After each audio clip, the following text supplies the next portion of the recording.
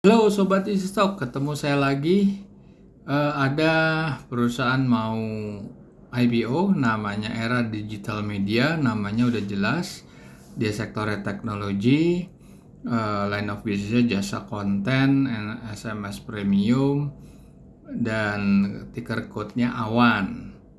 Company didirikan tahun 2015.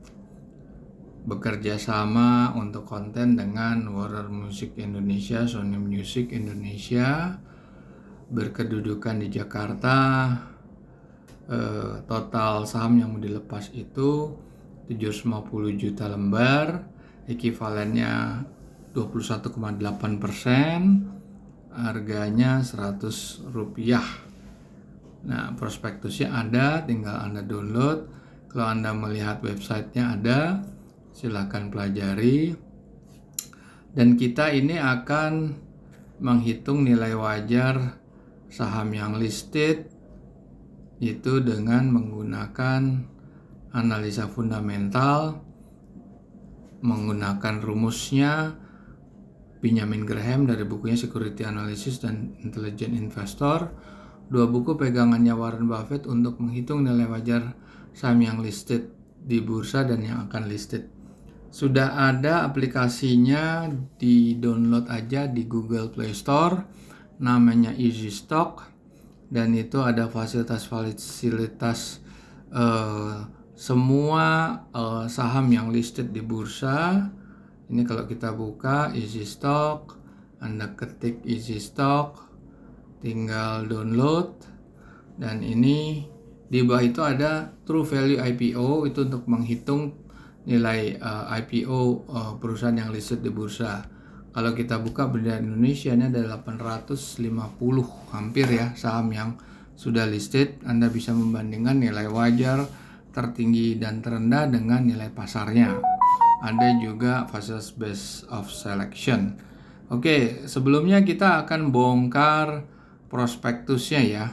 Nah, prospektusnya ini Anda bisa cari di sekuritas atau di EIPO, Era Digital Media. Ini pertama kita lihat berapa saham yang outstanding share-nya. Oke, berapa outstanding share-nya? Kelihatan di sini. Oke, sebelum itu nih.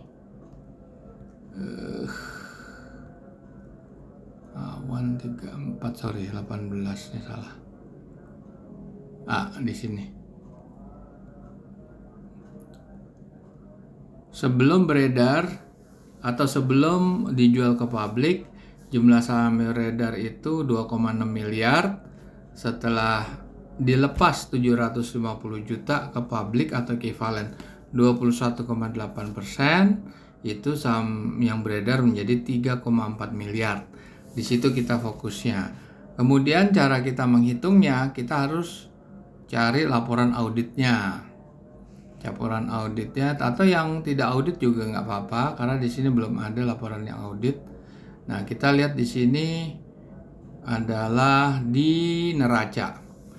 Kita akan menghitung kedua periode. Periode pertama adalah full year yang 31 Desember 2021, dan yang last update-nya adalah 30 September 2022. Nah, kita fokusnya hanya di aktiva lancar, dan itu kita harus cari netnya, net value-nya itu ada akun-akun yang harus kita keluarkan, yaitu pajak dibayar di muka, dan uang muka dan biaya dibayar di muka terus dikeluarkan. Kemudian kita akan bandingkan dengan utang jangka pendek, jangka panjang. Kita skip ekuitas. Lantas kita lihat di profit and loss. Profit and loss kita melihat ke laba setelah pajak. Nah, ini perlu diperhatikan nih di sini. Coba kalau angka kita besarkan ya. Laba sebelum pajak 4,8. Pajaknya 1,6. Kenapa laba bersihnya jadi 7,3? Nah, ini adalah jebakan-jebakan yang Anda harus hitung sendiri. Yang benar adalah laba sebelum pajak dikurangin pajak, artinya 4,8 dikurang 1,7. Jadi kira-kira labanya bersihnya adalah 3,1 miliar, ya kan? Untuk periode 30 September. Oke, kemudian kita lihat ada di sini laporan arus kas. Kita melihat capital expenditure, yaitu perolehan aktiva tetap 926 ya untuk per kuartal ketiga, dan full year 1,7 miliar. Oke, kemudian kita lihat lagi, ini rasio-rasio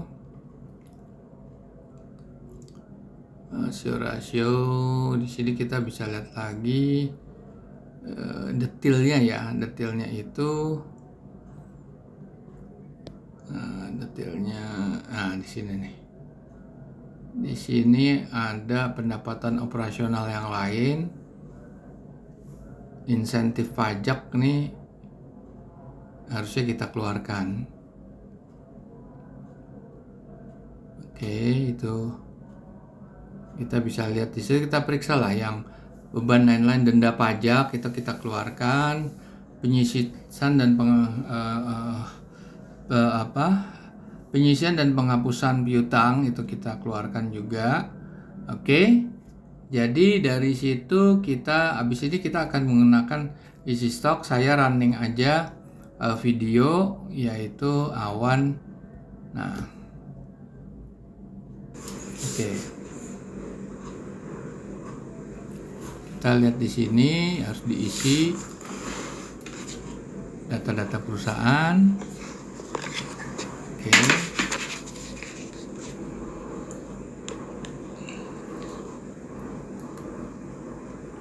Kita lihat pertumbuhannya berapa. Kita pasang aja 3% karena dia teknologi, 3,5 lah. Government bondnya yang Anda bisa lihat di CNBC, Bank Indonesia atau Bloomberg 6,8082.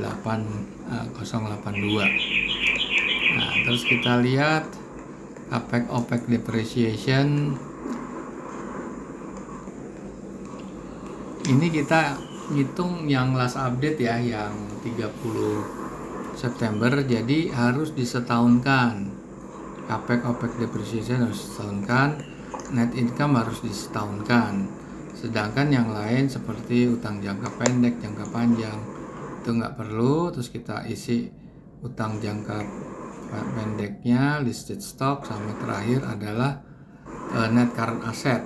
Setelah itu kita klik yang checkmark hijau, itu akan keluar langsung otomatis nilai wajar ya.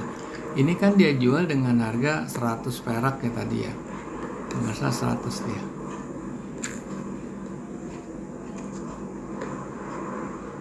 Perak cuma 16 tadi kan. Nah, sekarang kita lihat lagi yang tahun lalu, tahun sebelumnya itu 16 perak, jadi kemahalan, over value. Oke, kita hitung government bondnya sekian. Ini nggak perlu disetahunkan ya, udah kita isi semuanya. Isi stok berapa, net current asset berapa, kita klik yang warna hijau lingkaran itu, akan keluar nilai wajarnya berapa yang tahun 2021 full year ya. Sampai 100 nggak sampai, berarti ini harganya terlalu mahal. Oke.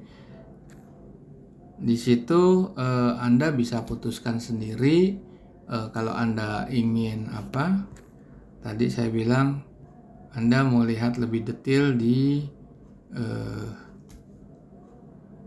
company profile dari situs atau website perusahaan, silakan Anda analisa sendiri secara kualitatif. Karena isi stok di sini murni kuantitatif berdasarkan laporan keuangan yang ada di prospektus, baik yang diaudit atau yang tidak diaudit. Jadi kalau dilihat dari angka, harga 100 itu kemahalan karena harga cuma sekitar di bawah 50. Oke, kita jumpa lagi di lain kesempatan.